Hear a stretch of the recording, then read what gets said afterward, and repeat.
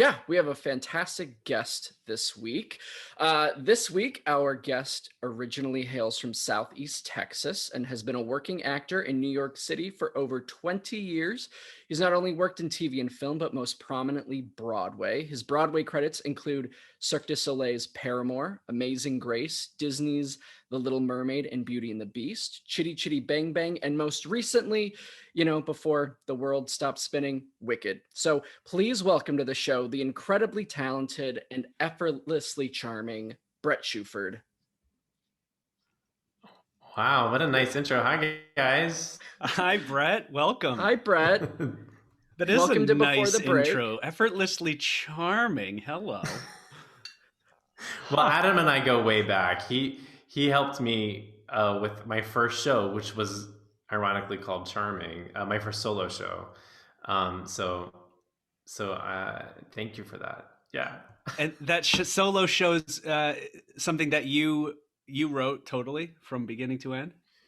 Yeah, I mean, I put it together at the Eugene O'Neill Theater Center's cabaret conference where I met Tracy Stark, who's my music director, and I spent like 11 days. It's a magical place, and anyway, it was born there. And the idea was, and it wasn't original music. It was all like pop songs and musical theater songs.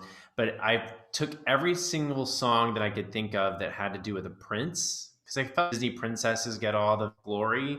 So I started looking at like Prince the artist, like all these Rodgers and Hammerstein songs, Disney songs, and I put together a story about a prince from the Kingdom of Texas who went looking for his castle, blah, blah, blah. So it was like... Oh, how nice. Oh, fun. Yeah.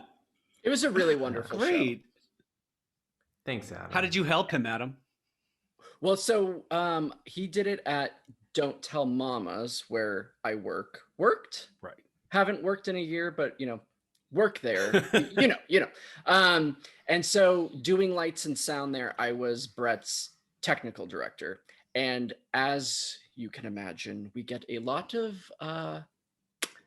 different shows come through. The spectrum of talent and everything is quite wide there. But Bret was one of the amazing shows that we've had in recent years. It was really, really wonderful. It's like, sometimes there's shows you just sort of like drudge through, and then there's others you like actually really love watching, and you're like, oh shit, I have a light cue right now, but I'm already like, I'm invested in the show because it's so good. So Bret's was certainly one of those. It was very good. But that's where we met at Don't Tell Mama, because I was his tech director. Mm-hmm. Lovely. And Bret, you're from Texas, Southeast Texas. Mm-hmm. Yeah, born and raised. I grew up in a town called Beaumont, Texas, and then most musical theater fans usually go, Beaumont, where the hell is Beaumont? It's a Footloose reference. But then I went to high school in a even smaller town called Orange, Texas, right on the border of Louisiana, off of I-10. And and that's where I grew up my whole childhood, even though I tried to get my parents to let me audition for the Mickey Mouse Club or get me into like a high school performing arts because I loved the TV show Fame. They would not let me. I had to finish in Southeast Texas. But as soon as I graduated high school, I got the hell out of there. So you knew from the get-go, was it a very Friday Night Lights type upbringing down there? Oh, 100%. Friday nights is for football. What do you mean you're going to the theater on a Friday night? There's football games. Is there football at the theater? Exactly. It's weird. And how was that growing up in an environment like that? For me, aspirations. It was very frustrating for me because I knew very early on. I think I was 6 when I was like, oh, that's what I want to do. I saw I loved musical movies, of course. Like my favorite movie was Annie. That shows my age, but it was fairly new at the time. That's Tommy's favorite movie too, so he goes on and on about Annie.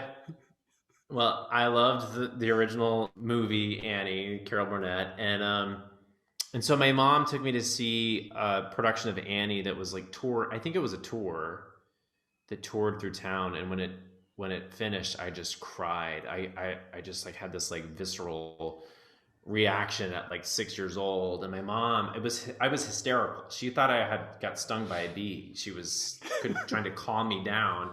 And when she finally calmed me down, I just said, I want to do that. Oh, Wow. Yeah. You know, I think that happens a lot. It was the same thing with a production coming through my hometown, and every story is the same. We're just watching and just like, oh my God, that exists, this thing. And where would we be if not for those touring productions that came through these no-name towns? Otherwise, we wouldn't have experienced that, right? Oh, that's so true. Yeah.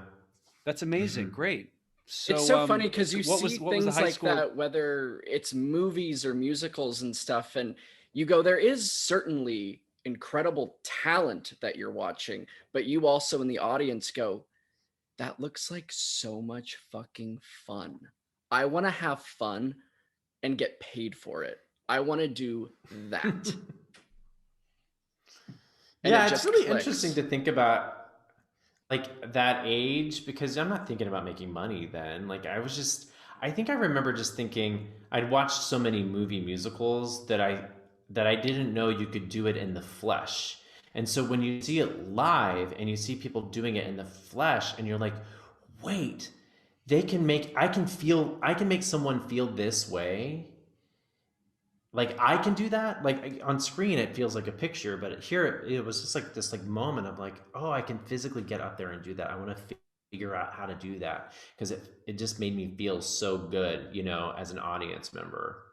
That is true. We in my grandmother's basement, she only had like three videos: Sound of Music, Sister Act, Oklahoma, and I guess the first taste is only from media, and then we see, oh my God, this is an actual live thing. This is amazing.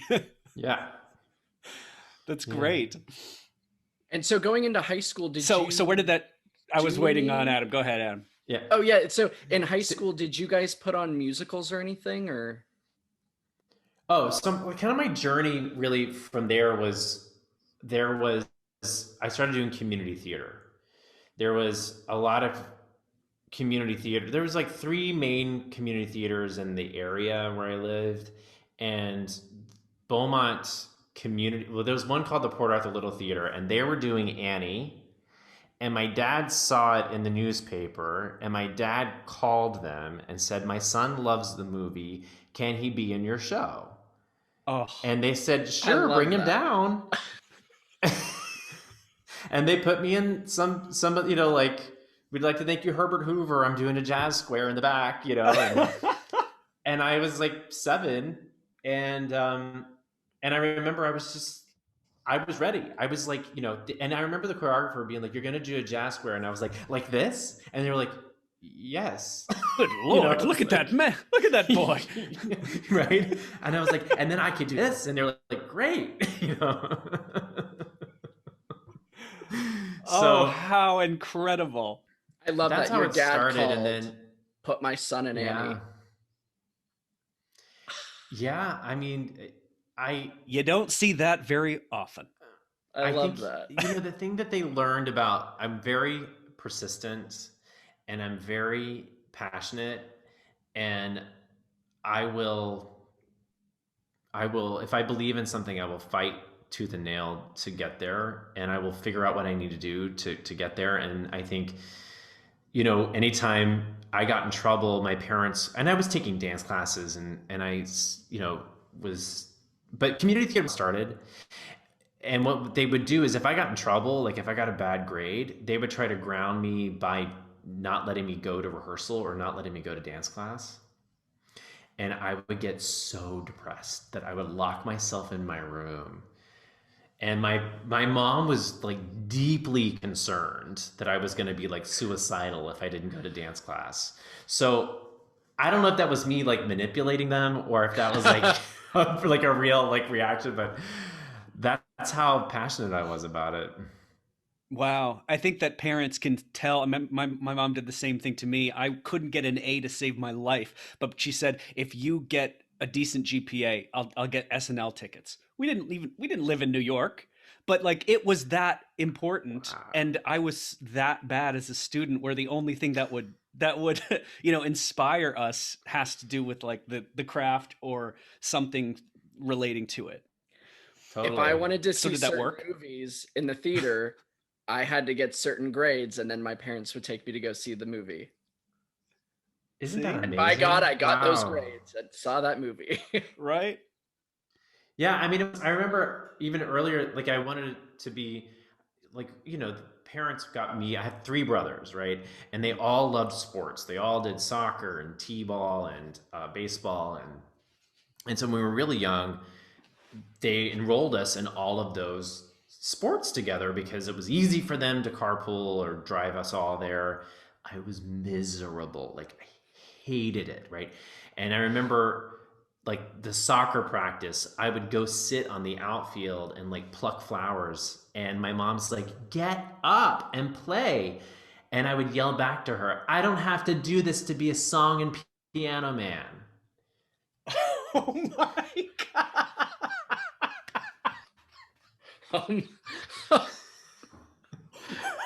Yeah, I like 5. Everyone's like, what did that 6-year-old just say? Oh my God.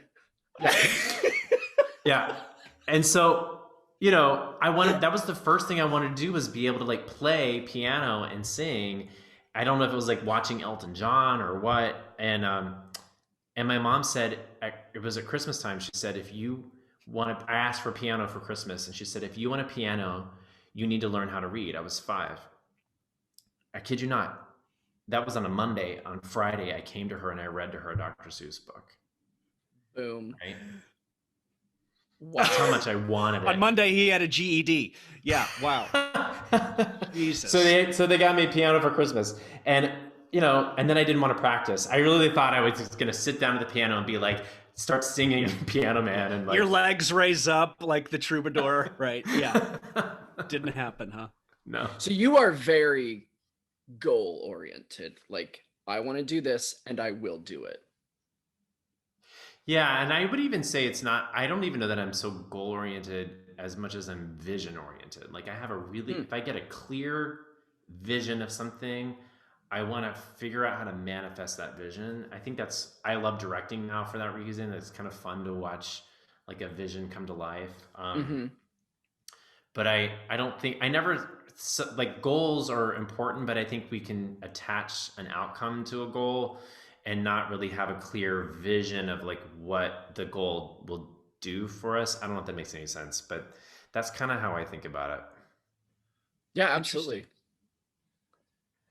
And so after, so where did we go after high school? Oh, okay. Yeah. Sorry. So I went to high school. Are we at college now or are we in high school? I don't know. Where are we? I'm just rambling. I community theater, and then went to high school. And what's interesting about high school, my freshman year, we moved to Orange, and we moved there because the guy who was teaching drama at the high school there, his name was Ken Rush. He was a great drama teacher, and he had directed a lot of the community theater I had done. And his daughter is Jessica Rush, who has been in multiple Broadway shows now, has a podcast called Mama's Talking Loud.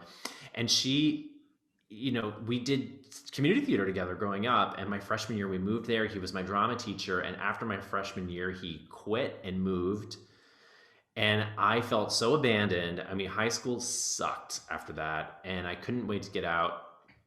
And so what did I do? I threw myself into like thespian society. I was on the state board for the state of Texas.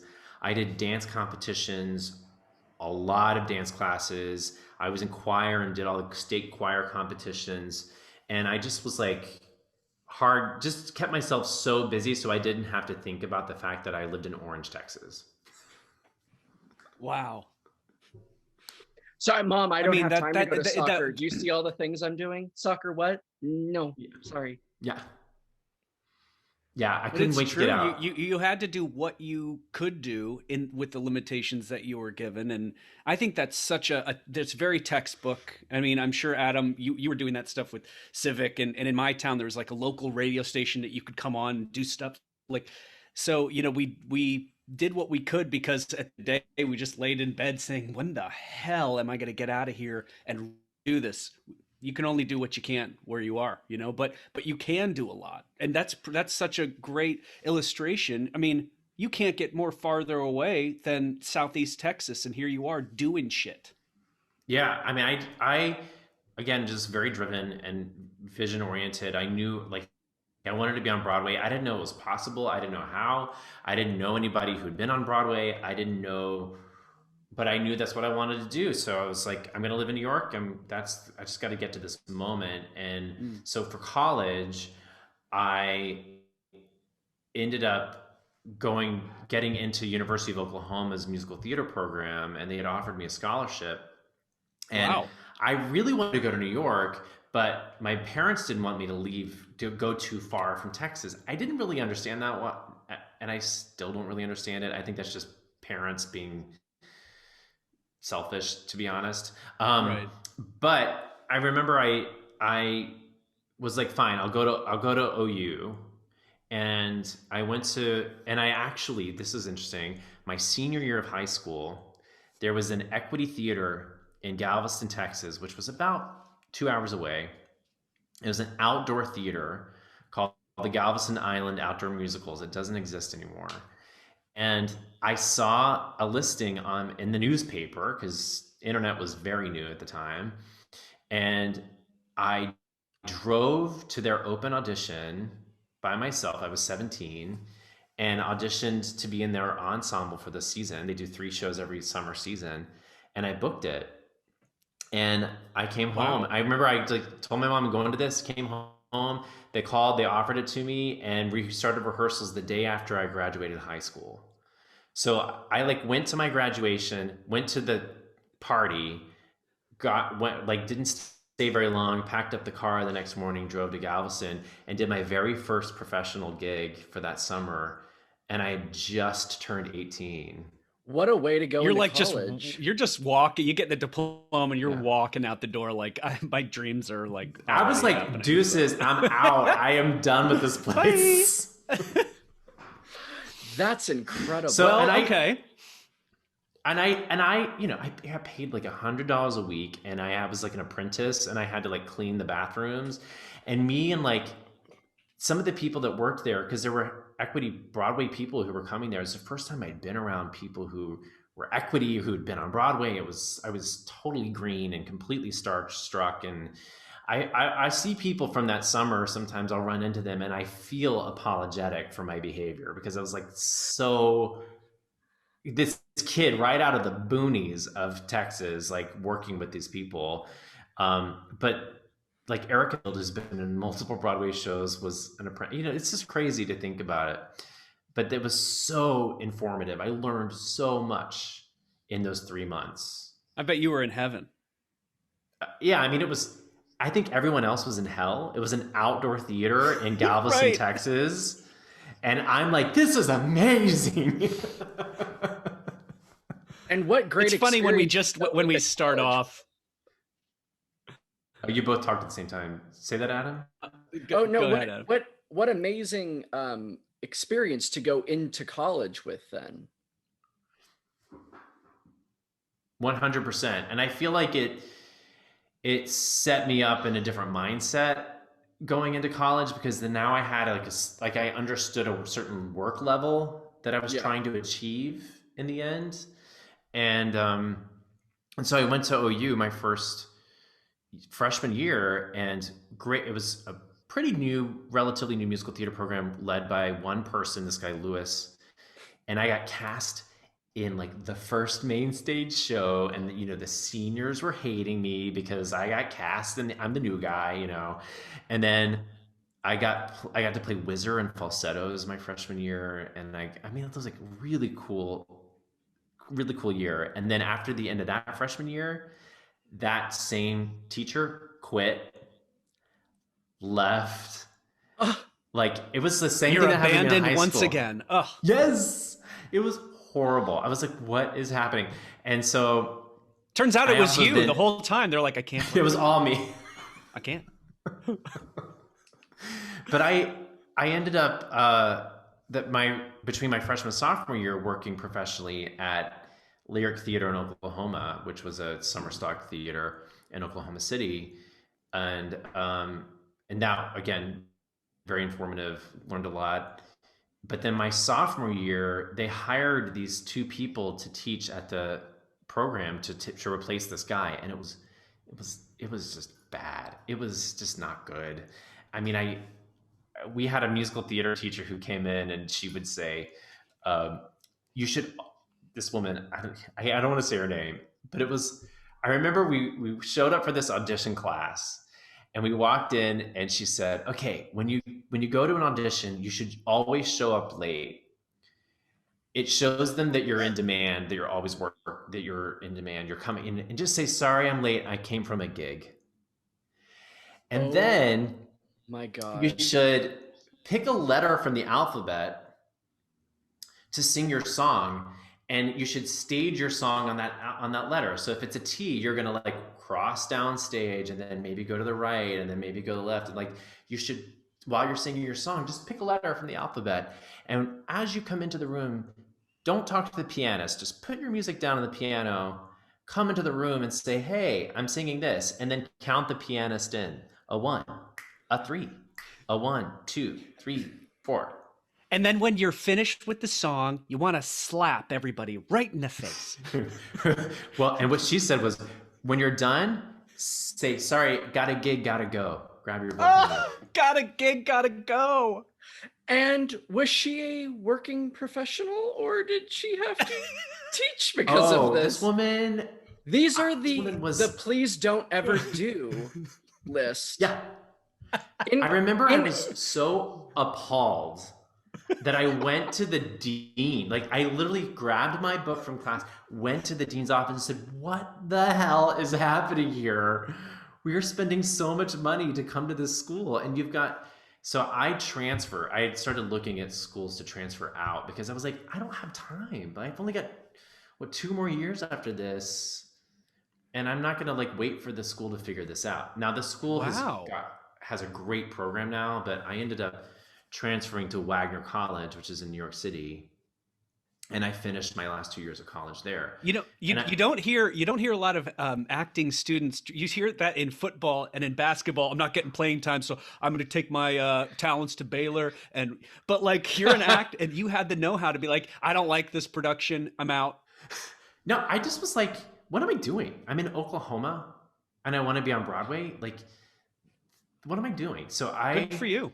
Knew about this school, Wagner College, and I knew people who taught there, and I just was like, I'm just going to go look at it. And I went over Christmas. My dad and I went and looked. I applied.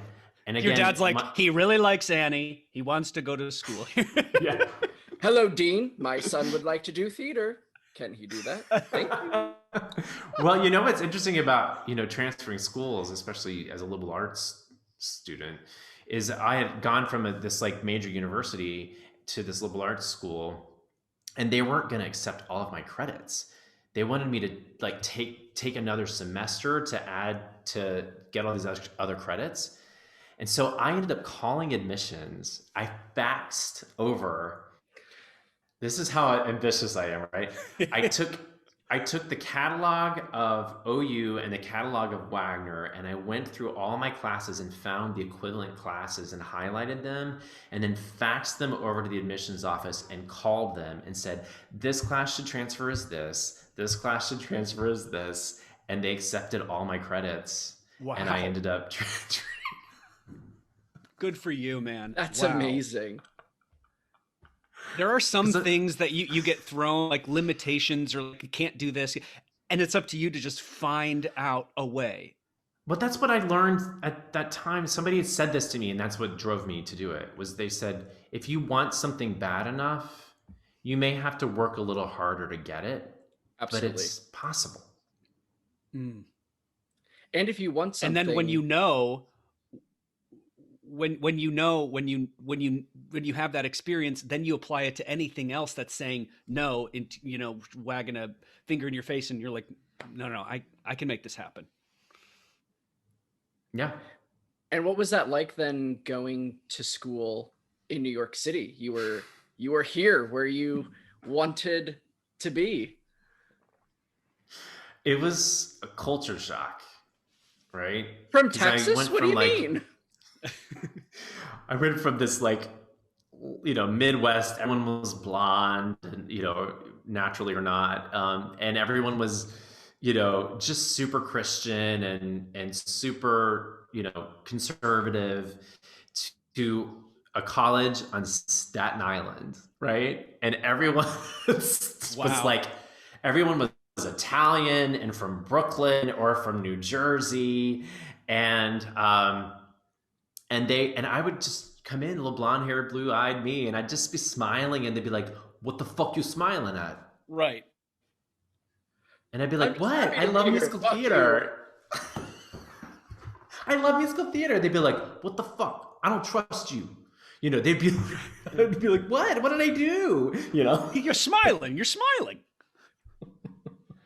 So that was a big adjustment, and there was a lot of partying, like drug use, that happened. And I was a pretty good boy up until then, but I didn't have boundaries around that. And I definitely got involved in partying, and still somehow managed to graduate. And, so, I don't ask me how, but I worked. I continued to work. I booked, between my junior and senior year, I booked the West Coast premiere of Footloose the musical in Las Vegas. And I did that at the Rio in Vegas for 3 months, and then came back, finished my senior year. And my senior year, I booked a musical at Paper Mill Playhouse, and got my equity card. Nice. Yeah. That's amazing. Like, And, all through your school experience, you're getting all of these professional experiences kind of mixed in with your education. Mm-hmm. Yeah, I think that's something I constantly try to tell young people to do, is go work in the summers. You learn by doing. It is the best way to learn. And not only is it that you're learning how to work professionally, but you're building a network. Yeah. Right. Those 3 summers in Galveston, Oklahoma, and then I worked at Music Theater of Wichita before I transferred to Wagner. I had 3 summers of building a network of people who lived in New York City. So when I got there, I knew people, Right. That helped a lot, in that, because New York can be intimidating and scary, and to have a foundation of a network of people that you can trust and rely on, I think was vital. And I wouldn't have had that if I hadn't worked. Did you have reps before you booked that show? No, I just all through open auditions. And did you get reps shortly thereafter, or was it a longer? When I did Paper Mill, my first agent was when I was working at Paper Mill. Craig Burns from Telsey came to see the show and rode in the van, and I was the van driver. I don't know if you know Paper Mill, like they van people in from the city, right? And I didn't know who he was, and certainly at the time he was not Craig Burns from Telsey. He was like an associate, very kind of young casting director, and he drove in the front while I was driving, and we were talking, and I was like, what do you do? I don't remember how it came up, and I said, I'm looking for an agent now that I've got a job. And he said, "Oh, well, hit me up." And I hit him up, and he set up a meeting for me with GGRW, and they signed me, and that was my first agent. Wow. I mean, these stories they always surprise me whenever I ask, so how did that, it's always like just a random thing, like I was driving a van and it just so happened, it's incredible. But I think the most important part of that story is that I was working, right? That thing that so many actors come to me is like, I need to get an agent. And I'm like, no, you need to book work. Right. You need to go for the work, because it is much easier to get good work than it is to get a good agent. Mm. And ultimately, you know, you could get an agent and they're a piece of shit. Right. Then you're not like the more I learned how to drive my own career, that helped me with my agent. That helped me understand what my agent needed because I knew how to like do that. I mean, you know, so I think that it's so important to not focus so much on getting rep, but focus on the work because you will get an agent as a result of booking work. Yeah, we have a lot of actors that are listening to this show, and a majority of especially new actors consider an agent as someone who is facilitating your career and the person who gets the key. That's just not true, you know, No. and it's across the board in any medium that we're in. You really do. I mean, we just had an episode with Jackie and talked about how she got her first couple of gigs herself, and a lot of us, I would say the majority of my projects come from me. Adam too. You independently submit yourself. You're hustling on the side while your agent works, but it's not just the agent that's supposed to work. It's us too. I would say they only do 10% of the work, Exactly. right? So 90% of it is up to you. And, you know, you have to know how to be your own agent. So true. Absolutely. So what did you how were you your own agent in those early years? Like what did you do to take care of yourself, to water that seed, to foster your craft? I was, I mean, I think I'm naturally just a people person in general. And I never really understood why people who weren't, and I now understand it. I mean, I've been coaching long enough to understand that people just, you know, it's not that they don't love people. It's just like they don't naturally want to reach out and email people and contact people. You know, there's a block in the human brain that says, oh, if I reach out to someone, they're going to find it annoying, or they're going to think I'm being pushy, or Yeah. whatever. And I always came from a curious place. Like, hey, I wonder how they're doing. I literally have always been like, hey, I'm thinking of somebody. I will text them, be like, hey, I'm thinking about you, you know. And so to me, that networking and staying in touch with people was a natural thing. And I think that's part of it. I think just being able to stay in touch with people, and because the truth is, we all know everyone we need to know to have the career we want if we just stay in touch with them. And that was always how I did that, right? Or not even being afraid to, like, for instance, when I booked Paper Mill, my first equity show, I instead of going to Cancun for spring break, like most people did, I stayed in the dorms and went to every open audition that was happening that week. And one of them was Carousel Paper Mill. And the choreographer was a guy named Robbie LaFosse, who was a Tony nominated dancer from New York City Ballet for Jerome Robbins Broadway, who grew up, get this, in Beaumont, Texas. How about that? And his Oh my ballet God. teacher, his ballet teacher was my ballet teacher when I grew up in Beaumont. And he came once to town during a recital when I was 11, and I met him, right? Oh, So I show up at this audition, open call, did the What? dance, and when the dance was over, I went up to him, right? And this is what people don't do, that I'm like, I just naturally did it. And I Yeah. just walked over to him and I said, hey, I don't know if you remember me, but I'm from Beaumont, and you came to town once when I was 11, and I just wanted to say and thank you. This was so much fun. And because I did that, I got a call right. back. Right. That's what you have to do. You Love just Because that. gotta no not be one's going to do that. no. You just gotta be curious. You just gotta be, and not. I think we can all be so black and white with our thinking, and it's like, but what if, instead of like, oh, they won't do this, it's like, but what if they will, or what if I just say hi? What if I have no agenda other than just to say hey? Yeah. No agenda. It's just to say hello. Just to make a Nothing connection. is forced. Yeah, that's great. I don't think a lot of people do that. People are It happened scared to with do that. when there was when there was movie came to town, Northern Indiana, I hit the road and drove up an hour and a half, and Gus Van Sant was there, and we were all extras. We were all like just, auditioning with a couple of lines. None of us were going to get anything, but he's in the corner, and I go up and I say, hi, I just wanted to introduce myself. If there's a role, I'm ready to play it anyway. Maybe that had an agenda, but he said, interesting. And he kept looking at me and he kept watching me. And did I book it? No, but I got a lot of attention from that production team. I was like 18 and a half years old. I was not ready to be thrown onto a legit set, but it's stuff like that like, this is a business. And if I was selling a product, wouldn't I come up to someone who is a distributor of that product and say, hey, how are you? Here's my card. Good to see you. Right. And because I did that show, then Robbie asked me to do his next show, which was a revival of a rare Kurt Weill musical they were doing in Philly, Lady in the Dark. And Ted Sperling was directing it, and I booked that. And that was the show we were rehearsing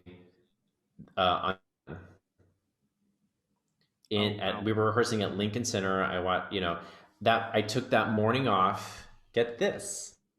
I took that morning off to go to an audition for a national tour of Saturday Night Fever. And the audition was at Union Square at 890 Broadway.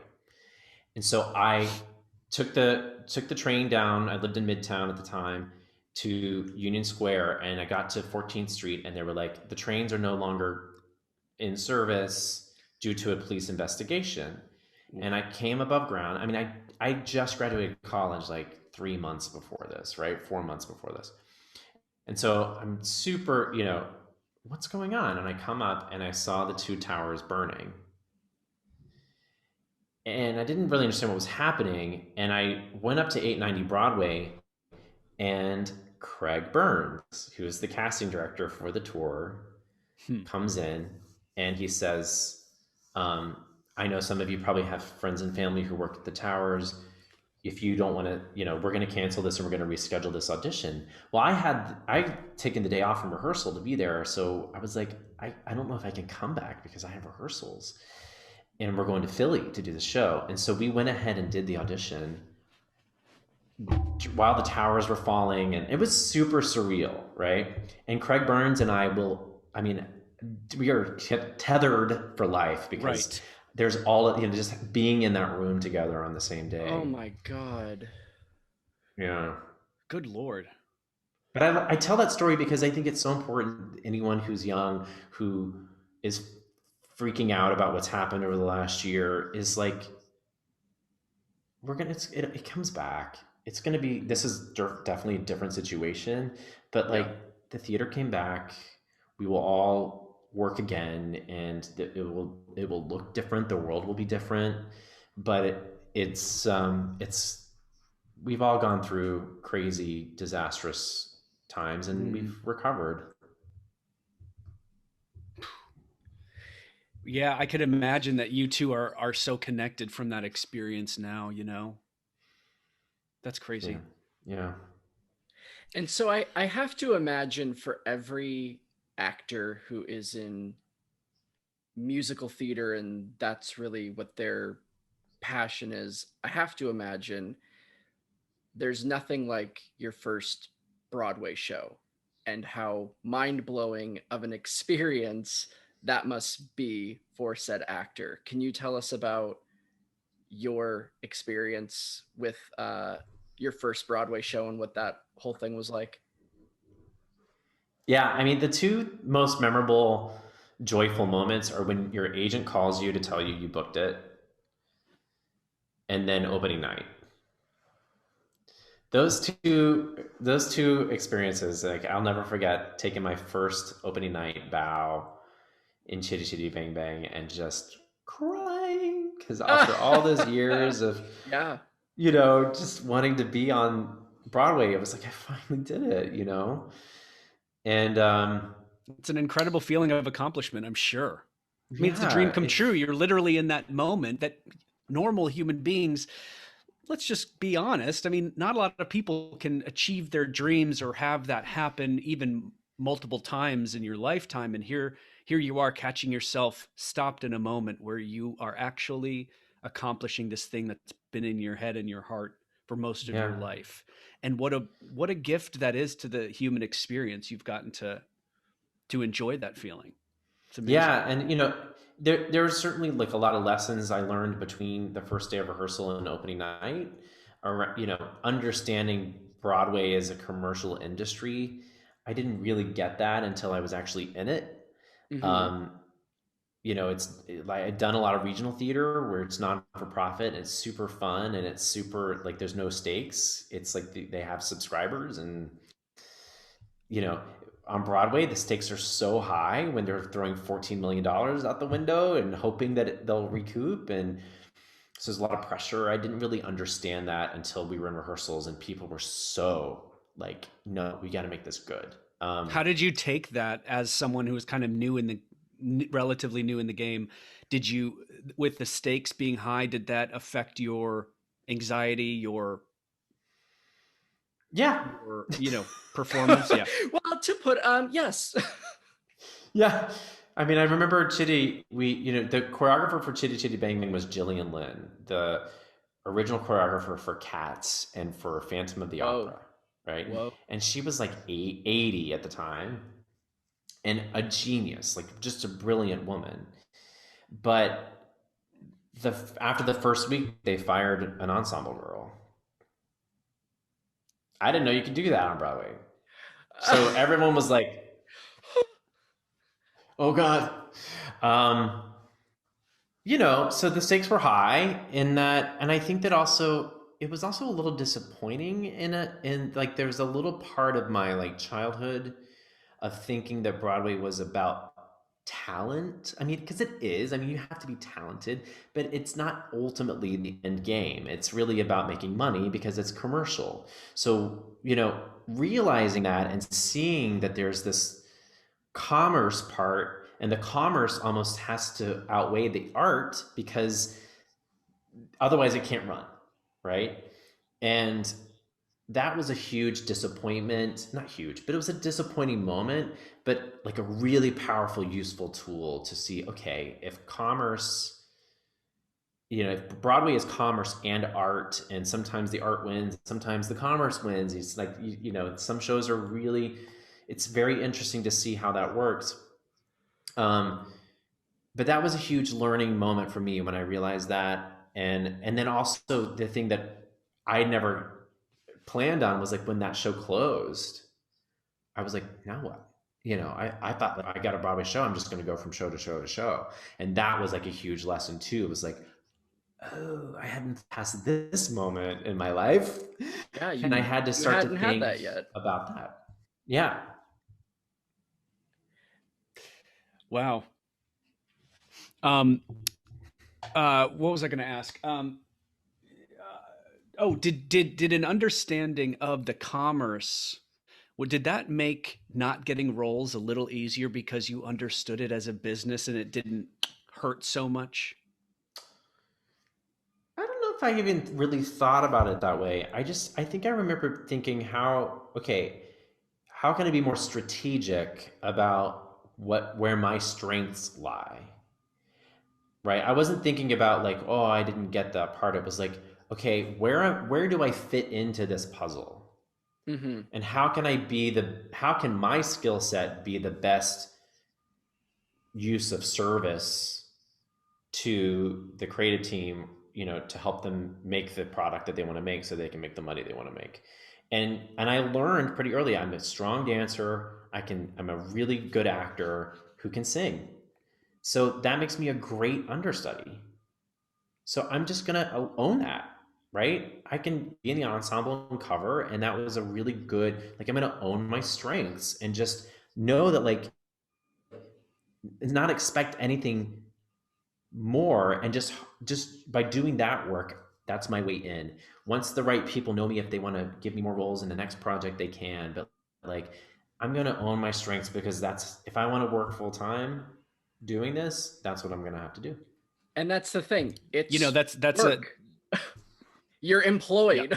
Yeah. Like, even though you might be a go-to understudy, you're the go-to understudy and you're making a paycheck and you have a job on Broadway. And I think that's an amazing quality to have, of, you know, being aware of what your lane is and not being afraid to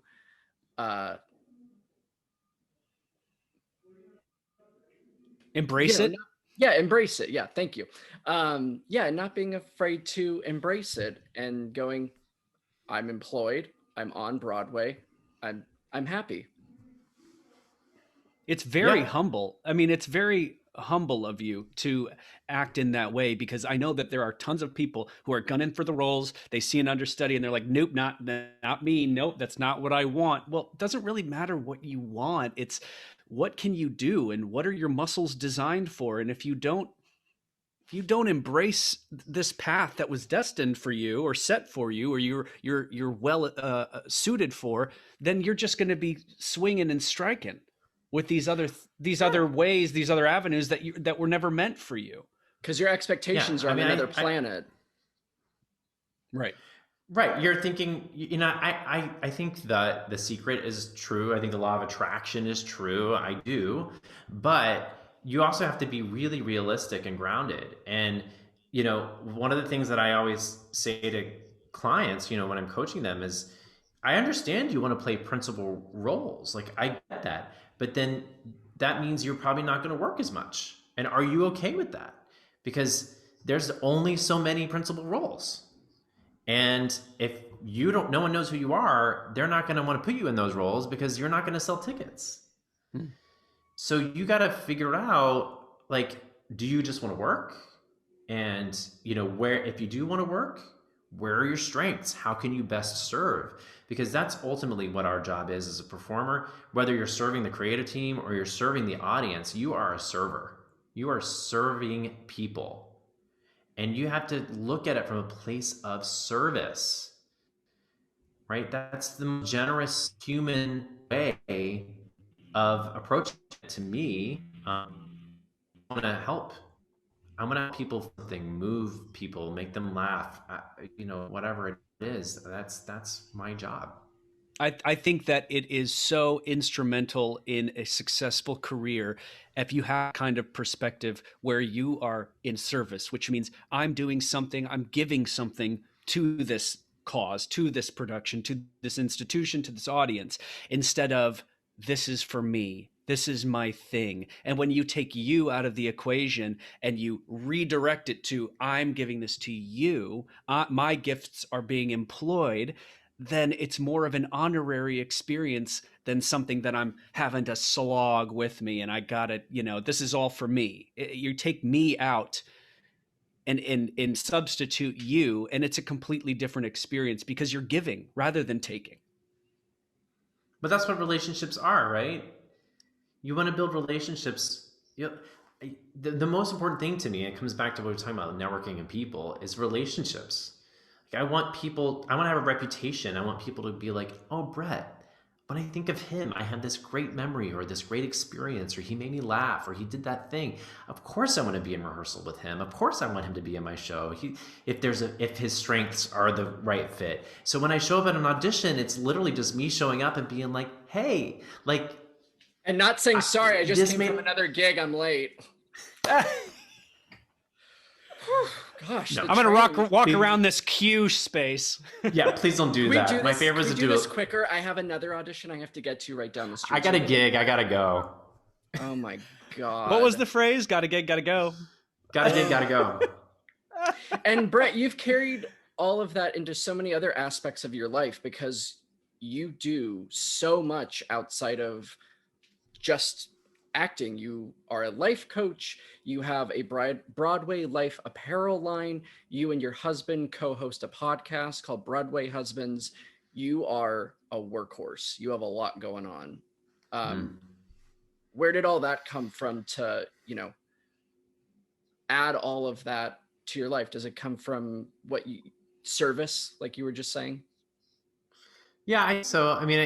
A lot of it's just sort of born naturally out of curiosity. The coaching kind of came naturally. People were coming to me wanting to know, like, how did you get an agent? How did you do this? How did you And so I was like, oh, and then I worked with a coach, and I was like, oh, you can actually make a living doing that. You can. So I got certified as a life coach and started the Broadway Life Coach brand and create content for that. And then I got really into content creation and YouTube, and then with that and Instagram, Steven and I created our Instagram account, Broadway Husbands, which now in like 2.5 years has like 56,000 followers or something. And that became a whole like another like way of expressing and also thinking about like, when I was 13 and I wanted to be on Broadway, I had no examples of what it would look like to be a gay married couple doing that. And I was like, and I'm doing that. Like, I remember there was a moment, it was during The Little Mermaid, when we did that show, and Steven and I were newly dating. And I had this moment where I was like, I am the person I always imagined myself being in this moment. You know, I'm in this relationship and I'm on Broadway, and so the Broadway Husbands thing was born out of this, like, okay, I know I can help somebody or normalize this a little bit so that people can see that you don't have to be a total freakazoid to work on Broadway or to make a living doing this, and you can thrive in a healthy relationship. So kind of born out of that. So yeah, curiosity mostly. Sometimes it gets me in trouble. That's amazing. You came to the realization that everything that you wanted in life, you know, love and accomplishments and purpose and passion and positive influence, it all kind of was gifted to you over so many years. And then you come to that realization like, oh my God. And I think it's very human for us to think like, oh, well, I have these incredible dreams, but they're not going to happen because I don't deserve it. And part of what you're doing, part of Book It, part of the podcast itself is to remind people you do have dreams. And here are some people who had those same dreams and made it possible. There's no reason that we need to, no matter where you're from, Southeast Texas, Indiana, California, whatever, it doesn't matter where you're from. It's all so possible. And it's only from only people who have done it can tell people that it's true. It's true. Bret, you should write a book. You should. I would love to write a book. I need a ghostwriter. I'm so ADHD, I just can't sit down for too long. I see like all the things that you have going on in your life. It feels like vacationing would be really hard for you. Yeah. It's funny, like somebody asked me like, what is your downtime like? And I do take downtime, but usually it's like watching something. And even if we're like on vacation, I'm still like coloring, journaling, writing, making content. But I find like creating is my downtime. Like I love to create, and I love editing photos or making videos. It's like, it's an outlet. And I'm not thinking about it. Again, I think that this is maybe the word of this episode is like, I was curious. I'm not thinking like I'm doing this so that I can get more followers. I'm thinking, what if I try this and see how it goes and see how people react or see if it helps somebody today. That's literally how I've always approached it. And I like doing that because it's genuine and it's real. And I'm not trying to, if it helps somebody, great. If it's not somebody's cup of tea, great. No problem. Like I'm not here. I've learned very early, like, not everyone's gonna like you.